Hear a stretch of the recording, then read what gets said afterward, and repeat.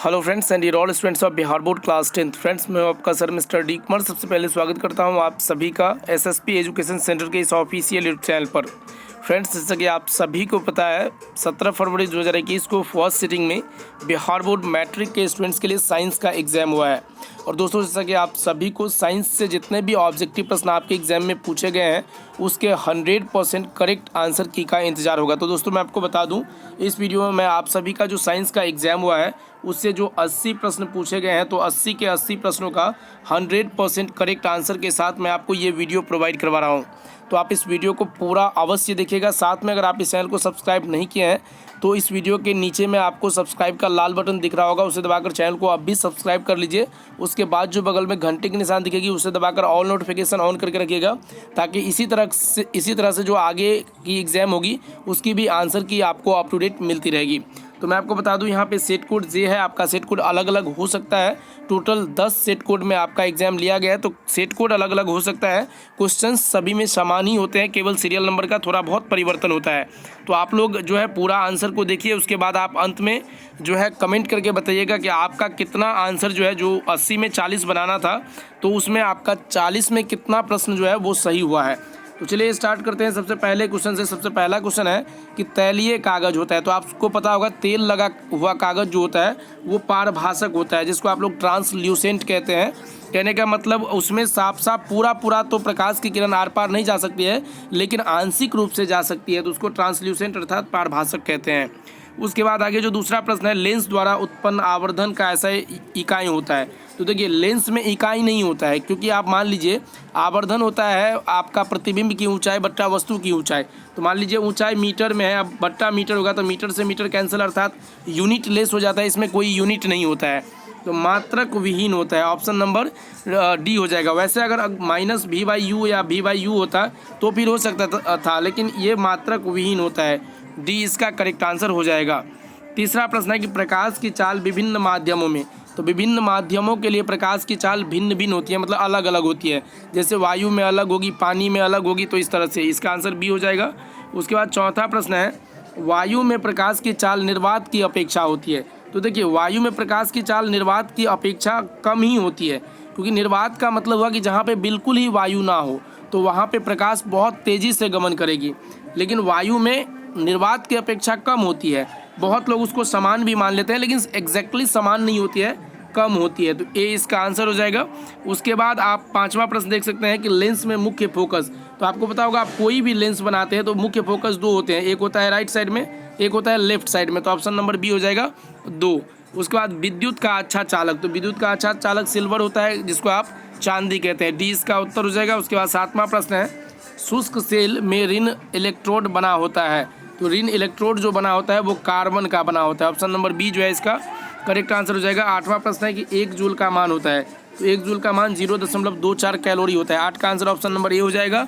उसके बाद 9वां प्रश्न है दाढ़ी बनाने के लिए, सबसे महत्वपूर्ण क्वेश्चन, दाढ़ी बनाने के लिए अवतल दर्पण का प्रयोग होता है, सी हो जाएगा उत्तर। 12 नंबर प्रश्न है कि अवतल दर्पण के सामने वस्तु को कहाँ रखा जाए ताकि प्रतिबिंब उल्टा वास्तविक और समान आकार का बनता है।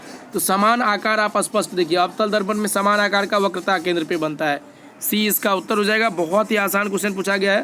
तारे के टिमटिमाने का कारण क्या होता है, वायुमंडलीय अपवर्तन होता है, वायुमंडलीय अपवर्तन एटमॉस्फेरिक रिफ्रैक्शन, सी इसका उत्तर हो जाएगा। मानव नेत्र के लिए दृष्टि का स्थायित्व होता है, तो 1/16 सेकेंड, 1/16 सेकेंड तक जब आप कोई भी वस्तु को देखते हैं तो दृष्टि का स्थायित्व होता है, मतलब वो कंसंट्रेट रह पाता है। उसके बाद आगे आप देख सकते हैं यहाँ पे जो क्वेश्चन है ये आपका 14 नंबर क्वेश्चन है, और यहाँ पे स्पष्ट नहीं दिख पा रहा है, देखिए 10 नंबर क्वेश्चन यहाँ पे है, 10 नंबर क्वेश्चन, क्योंकि हो सकता है आगे कुछ क्वेश्चन आपका सीरियल में छूट गया होगा। तो श्वेत प्रकाश वर्ण क्रम में किस रंग का किरण जो है किरण का विचलन अधिक होता है, तो बैगनी का, ऑप्शन नंबर डी इसका उत्तर हो जाएगा। बैगनी का विचलन जो है वो अधिक होता है। तो यहाँ पे देखिए मैं सीरियली नहीं यहाँ पे सेट हो पाया है PDF, तो थोड़ा सा मैं एक बार ऊपर स्क्रॉल करके दिखा देता हूँ। 9 तक हुआ था, 9 के बाद जो है छूट गया था, 12 से आ गया था, तो कोई बात नहीं, 10 से यहाँ पे नीचे है, आप लोग मिला लीजिएगा। 10 में है श्वेत प्रकाश वर्ण क्रम में किस रंग का विचलन अधिक होता है, तो आपने पढ़ा होगा बैजानियो पिनाला, इंग्लिश में विब्ज्योर, तो बैगनी का अधिक विचलन होता है, और लेकिन जो डेविएशन है वो बैगनी का अधिक होता है, लाल का कम होता है। और अगर रहता तरंग धैर्य रहता तो वहाँ पे आपका वेवलेंथ जो होता है वो बैगनी का बहुत कम होता है और रेड का ज़्यादा होता है। तो इसका आंसर फिलहाल डी होगा। 11 नंबर क्वेश्चन है कि समतल दर्पण का फोकस दूरी होता है। तो देखिए समतल दर्पण का अनंत होता है फोकस दूरी, उसमें कोई लिमिट नहीं होता है, तो इसका अनंत होता है, ए इसका उत्तर हो जाएगा। उसके बाद आगे 15 नंबर प्रश्न है जो कि 13 तक मैंने बता दिया है। उत्तल दर्पण से बना काल्पनिक प्रतिबिंब होता है। तो उत्तल दर्पण में तो काल्पनिक प्रतिबिंब बनता ही है, और काल्पनिक प्रतिबिंब जो होता है जिसे आप आभासी कहते हैं वो सीधा होता है, लेकिन उत्तल दर्पण में वस्तु से छोटा प्रतिबिंब बनता है, तो सीधा एवं ह्रासित हो जाएगा। यहाँ पे देख सकते हैं इरेक्ट एंड डिमिनिश्ड हो जाएगा। सी इसका उत्तर हो जाएगा आपका 15 का। 16 नंबर प्रश्न है अवतल लेंस का आवर्धन। तो अवतल लेंस का आवर्धन होता है V/U होता है, V/U। आवर्धन देखिए ये यूनिट लेंस होता है, लेकिन आवर्धन पूछा गया तो ये प्रतिबिंब की ऊंचाई बट्टा वस्तु की ऊंचाई होती है, तो V/U ए हो जाएगा। 17 नंबर प्रश्न है कि श्वसन के अंतिम उत्पाद होते हैं। तो श्वसन के अंतिम जो उत्पाद होते हैं वो कार्बन डाइऑक्साइड, उसके बाद आपका जल और ऊर्जा होता है। ऑप्शन नंबर डी इसका उत्तर हो जाएगा। आगे है दांत की सबसे ऊपरी परत को क्या कहते हैं। तो दांत के सबसे ऊपरी परत को कहते हैं इनामिल, इनामिल, बी इसका उत्तर हो जाएगा। 19 नंबर क्वेश्चन है कि मानव आहार नाल का सबसे लंबा भाग, तो छोटी आंत, सबसे लंबा भाग छोटी आंत होता है। उसके बाद देख सकते हैं 20 नंबर प्रश्न परागकण निम्न में किसके अंदर आप पाए जाते हैं। तो पराग कोश में परागकण पाए जाते हैं, ए इसका उत्तर हो जाएगा। 21 नंबर क्वेश्चन है चालनी नलिकाएं पाई जाती है, चालनी नलिकाएं पाई जाती है, तो ये पाई जाती है फ्लोएम में, सी इसका उत्तर हो जाएगा। आगे है 22 नंबर प्रश्न आरबीसी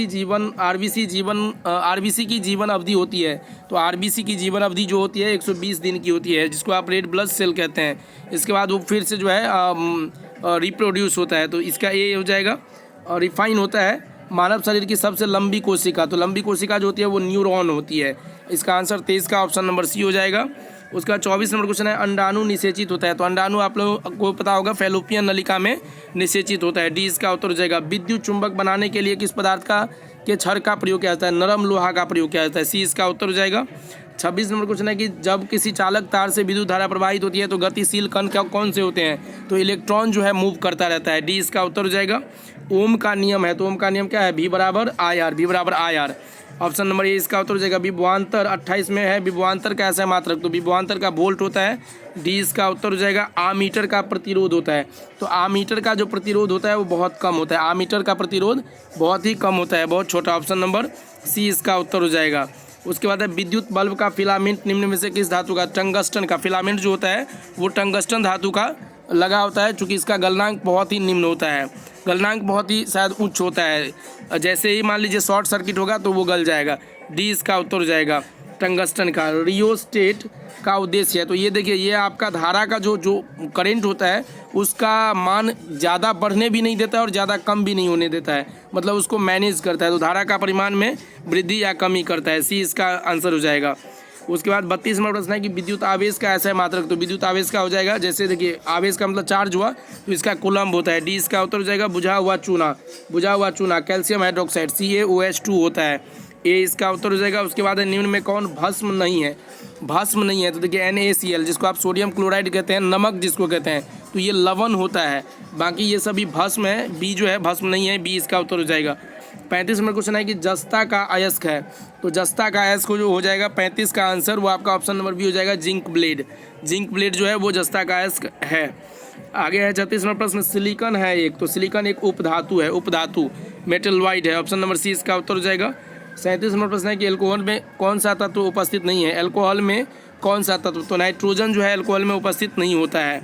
उसके बाद आगे देख सकते हैं आप मेथेनॉल अम्ल का सामान्य नाम है, तो फॉर्मिक अम्ल। मेथेनॉल अम्ल को ही फॉर्मिक अम्ल कहा जाता है।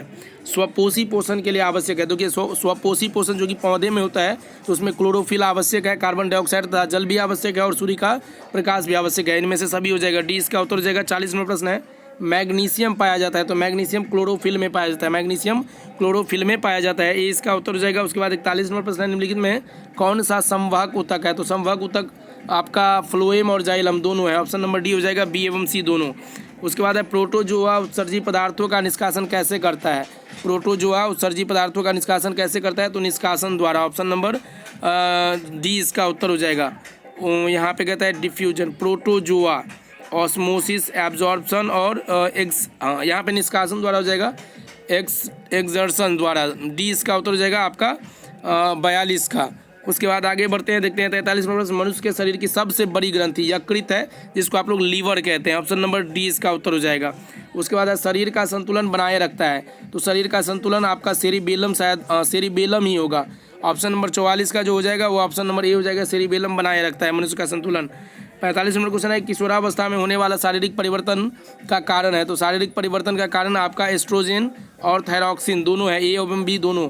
ऑप्शन नंबर ए एवं बी यहाँ पे है, थायरॉक्सिन नहीं होगा, आपका टेस्टोस्टेरोन और एस्ट्रोजन। ऑप्शन नंबर डी हो जाएगा, ए और बी दोनों। 45 का जो है डी हो जाएगा आंसर। उसके बाद है 46 नंबर क्वेश्चन, मानव हृदय में कितने कोष्ठ होते हैं, तो 4 कोष्ठ। ऑप्शन नंबर बी बिल्कुल राइट आंसर है। और रक्त क्या है, तो रक्त एक टिश्यू है, मतलब ऊतक है। ऑप्शन नंबर ए इसका आंसर हो जाएगा। उसके बाद है जीन शब्द किसने प्रयोग किया, तो जोहानसन ने जीन शब्द का प्रयोग किया है। 48 का आंसर ऑप्शन नंबर सी हो जाएगा। उसके बाद 49 नंबर प्रश्न है, ऐसे तत्व जो इलेक्ट्रॉन को त्याग कर धनात्मक आयन पदार्थ बनाते हैं कहे जाते हैं, तो जो इलेक्ट्रॉन को त्याग कर धनात्मक आयन बनाते हैं ये आपके कहे जाते हैं धातु। ऑप्शन नंबर बी इसका उत्तर हो जाएगा। 50 नंबर क्वेश्चन है, लोहा पर जिंक लेपित करने की क्रिया को गैल्वेनीकरण कहते हैं, गैल्वेनाइजेशन। सी इसका उत्तर हो जाएगा। उसके बाद 51 नंबर क्वेश्चन है, निम्न में कौन सहसंयोजी यौगिक है, तो सहसंयोजी यौगिक आपका CH4 है। ऑप्शन नंबर 51 का सी हो जाएगा, CH4, जिसको आप मीथेन कहते हैं। आभूषण बनाने वाला सोना होता है, तो कि अगर एक कुरेट आप 24 कैरेट का सोना लेते हैं तो उसको आभूषण नहीं बना सकते हैं, उसके लिए आपको 22 कैरेट का सोना लेना पड़ता है आभूषण बनाने के लिए। उसके बाद आगे देख सकते हैं, निम्न में से कौन सा उत्कृष्ट तत्व है, तो उत्कृष्ट तत्व जो है यहाँ पे कहता है उत्कृष्ट, यहाँ पे देख लेते हैं नोबल एलिमेंट पूछा गया है, तो 53 का आंसर ऑप्शन नंबर सी हो जाएगा, आर्गन। मतलब आपको पता होगा helium, neon, argon, krypton, xenon, radon ये सभी जो है इनर्ट गैस है, जिसको आप उत्कृष्ट तत्व भी कहते हैं, तो सी इसका उत्तर हो जाएगा। उसके बाद है 54 नंबर क्वेश्चन की, ताम्र एवं टीन के मिश्र धातु को कहते हैं, तो ताम्र एवं टीन के मिश्र धातु को कांसा कहते हैं। 54 का आंसर ऑप्शन नंबर ए हो जाएगा, 54 का ए। उसके बाद 55 नंबर क्वेश्चन है कि प्लास्टर ऑफ पेरिस का रासायनिक सूत्र, तो CaSO4 ½ H2O ये हो जाएगा, ये आपका है जिप्सम का। तो इस तरह से आप देख सकते हैं। आगे है, अम्ल और क्षार आपस में अभिक्रिया करके क्या बनाते हैं, तो अम्ल और क्षार आपस में अभिक्रिया करके लवण बनाते हैं। Option number C. 56 का आंसर ऑप्शन नंबर सी हो जाएगा। 57 नंबर प्रश्न है, वनस्पति तेलों में होती है, तो लंबी असंतृप्त हाइड्रोकार्बन श्रृंखला होती है, बी इसका उत्तर हो जाएगा। उसके बाद आगे 58 नंबर क्वेश्चन है कि ब्यूटेन में कितने समायवी तत्व होते हैं, ब्यूटेन में पूछा गया है ना, तो 58 का आंसर ऑप्शन नंबर बी हो जाएगा, 2 होते हैं ब्यूटेन में, मीथेन, एथेन, प्रोपेन, ब्यूटेन। तो ब्यूटेन में समायवी संभव है, मतलब ब्यूटेन इज पॉसिबल। आइसोमर्स पूछे गए तो 2 आइसोमर्स हो जाएगा, 20 का उत्तर हो जाएगा। उसके बाद 59 नंबर क्वेश्चन है, मेंडलीफ के आवर्त नियम के तत्व वर्गीकरण का आधार है, मेंडलीफ के आवर्त नियम में तत्व वर्गीकरण का आधार है, तो 59 का आंसर आपका ऑप्शन नंबर डी हो जाएगा, परमाणु द्रव्यमान के आधार पे। उसके बाद आगे देख सकते हैं 60 नंबर क्वेश्चन है कि अमोनिया के अणु में नाइट्रोजन एवं हाइड्रोजन के परमाणु की संख्या का अनुपात, तो अमोनिया होता है NH3, तो आपका हो जाएगा इसका 1:2, देखिए 1:3 हो जाएगा। पहले पूछा गया है नाइट्रोजन, तो नाइट्रोजन का 1 अणु होता है और हाइड्रोजन का 3 होता है, तो 1:3 हो जाएगा। ऑप्शन नंबर डी इसका उत्तर हो जाएगा। 60 का आंसर ऑप्शन नंबर डी हो जाएगा। उसके बाद 61 नंबर प्रश्न है कि निम्न में कौन कमरे के तापक्रम पर द्रव है, कमरे के तापक्रम पर पूछता है द्रव है, तो ये आपका होता है एथेनॉल, जो कमरे के ताप पे द्रव होता है। सिरका में निम्न में से कौन सा अम्ल पाया जाता है, सिरका में कौन सा अम्ल पाया जाता है, तो इसमें पाया जाता है एसिटिक अम्ल, ऑप्शन नंबर डी इसका उत्तर हो जाएगा। उसके बाद है निम्न में कौन कार्बन का अपर रूप है, तो कार्बन का अपर रूप जो है ग्रेफाइट, फुलेरीन, हीरा, इनमें सभी है, सभी जो है कार्बन का अपर रूप है। ऑप्शन नंबर हीरा एवं ग्रेफाइट तो होता ही है कार्बन का अपर रूप, साथ में फुलेरीन भी होता है, तो इनमें से सभी हो जाएगा। उसके बाद है एक अणुसूत्र परंतु विभिन्न संरचना सूत्र वाले यौगिक को कहते हैं, देखिए अणुसूत्र एक ही होगा और संरचना सूत्र अलग अलग तरीके से होगा, तो फिर उसको समावयवी कहते हैं, जिसको आइसोमर्स कहा जाता है। ए इसका आंसर हो जाएगा। निम्नांकित में कौन पादप हार्मोन नहीं है, तो पादप हार्मोन जो नहीं है वो आपका ऑक्सीटोसिन नहीं है, डी इसका उत्तर हो जाएगा। उसके बाद 66 नंबर क्वेश्चन है कि फूल में नर प्रजनन अंग होता है, पुंकेसर, ऑप्शन नंबर ए जो है 66 का बिल्कुल राइट आंसर होगा।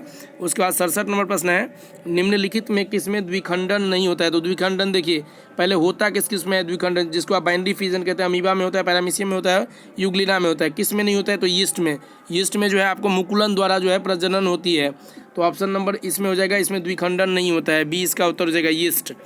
68 नंबर क्वेश्चन है पारिस्थितिकी तंत्र में ऊर्जा का स्रोत है, तो ऊर्जा का स्रोत सूर्य का प्रकाश है। उसके बाद है निम्नलिखित में से किसे आनुवांशिकी का पिता कहा जाता है, तो ग्रेगर जॉन मेंडल को जो आपका मटर पे जो है ये आनुवांशिकता का प्रयोग किए थे। ऑप्शन नंबर 20 इसका उत्तर हो जाएगा। उसके बाद आगे है हरे पौधे कहलाते हैं, हरे पौधे उत्पादक कहलाते हैं, इसका आंसर ए हो जाएगा, वो प्रोड्यूसर कहलाते हैं, ग्रीन जो प्लांट होते हैं।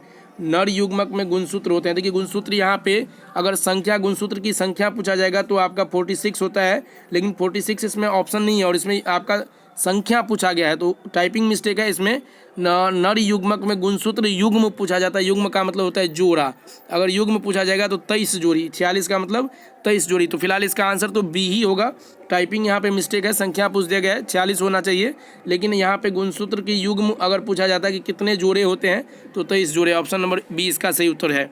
ओजोन परत पाई जाती है, तो ओजोन परत आपके स्ट्रेटोस्फियर में पाई जाती है, 72 का आंसर ए हो जाएगा। उसके बाद 73 नंबर क्वेश्चन है 1 माइक्रो एम्पियर बराबर होता है तो 10 का power -3 A, option number A हो जाएगा, 10 का power -3 ampere micro, deci centi milli micro, तो इसका -3 हो जाएगा।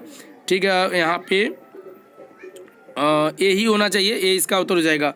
उसके बाद डीजल का उपयोग होता है, तो डीजल का उपयोग जो होता है वो भारी वाहनों के में होता है, रेल के इंजनों में, विद्युत उत्पादन में, इनमें से सभी, ऑप्शन नंबर डी इसका उत्तर हो जाएगा। उसके बाद है सौर सेल सौर ऊर्जा को रूपांतरित करते हैं, तो सौर सेल जो है सौर ऊर्जा को विद्युत ऊर्जा में रूपांतरित करते हैं, ऑप्शन नंबर डी इसका उत्तर हो जाएगा। 76 नंबर क्वेश्चन है सोना की परमाणु संख्या होती है, तो सोना की परमाणु संख्या 79 होती है, 79, ऑप्शन नंबर सी इसका उत्तर हो जाएगा। निम्न में कौन ऑक्सीकरण की क्रिया नहीं है, ऑक्सीकरण की क्रिया पूछी गई है ना, तो ऑक्सीकरण की क्रिया जो है वो अवक्षेपण नहीं है, अवक्षेपण, बाकी सभी ऑक्सीकरण, सांस लेना, इसमें मान लीजिए ऑक्सीजन हम लेते हैं तो ऑक्सीजन का ग्रहण करना ही ऑक्सीकरण होता है, दहन में भी होता है, दहन बिना ऑक्सीजन का हो ही नहीं सकता है, भोजन का पचना ऑक्सीजन के बिना हो ही नहीं सकता है, लेकिन अवक्षेपण जो है वो ऑक्सीकरण की क्रिया नहीं है, डी इसका उत्तर हो जाएगा। उसके बाद ऑक्सीजन की संयोजकता, तो ऑक्सीजन का परमाणु संख्या 8 होता है, तो 1s2 2s2 2p4, तो यहाँ पे देखिए, यहाँ पे आपका दूसरे कक्षा में 6 इलेक्ट्रॉन है, ऑक्टेट करने के लिए 2 और चाहिए, तो 2 जो रेस्ट बच जाते हैं वही आपका वैलेंसी होता है, तो इसका आंसर 2 हो जाएगा। ऑक्सीजन की जो संयोजकता होती है वैलेंसी वो 2 होती है, 78 का आंसर ऑप्शन नंबर सी हो जाएगा। 79 नंबर प्रश्न है कि अम्लीय वर्षा के जल का पीएच मान होना चाहिए, तो उसका पीएच मान 5.6 से कम होना चाहिए, 20 का उत्तर हो जाएगा। और जो अंतिम प्रश्न है इसको बताने से पहले बस यही रिक्वेस्ट रहेगी कि चैनल को सब्सक्राइब नहीं किए हैं तो अब भी जल्द सब्सक्राइब कर लीजिए ताकि आपको मैथ से जुड़ी क्वेश्चंस भी अप टू डेट मिलती रहे। तो 80 नंबर क्वेश्चन है कि चींटी के डंक में कौन सा अम्ल पाया जाता है, तो चींटी के डंक में आप सभी को जानकारी होगा, जो अम्ल पाया जाता है वो होता है आपका मिथेनोइक अम्ल, जिसको आप फॉर्मिक अम्ल भी कहते हैं, ऑप्शन नंबर सी इसका करेक्ट आंसर हो जाएगा। तो आशा करते हैं आप सभी को ये वीडियो अच्छी लगी होगी, वीडियो अच्छी लगी तो वीडियो को लाइक कीजिएगा और बस मेरे रिक्वेस्ट पे इस वीडियो को अपने सभी व्हाट्सएप ग्रुप में शेयर कर दीजिएगा ताकि आपको ऐसे ही मैं हेल्प करता रहूँ। तो आशा करता हूँ कि आप सभी को अच्छे तरीके से ये सभी क्वेश्चंस का आंसर मिल गया होगा। आप लोग कमेंट करके बताइएगा कितना आंसर आपका सही हुआ। मिलते हैं नए वीडियो में नए क्वेश्चंस के आंसर के साथ, तब तक लेते हैं अलविदा। जय हिंद, जय Bharat. Thank you so much.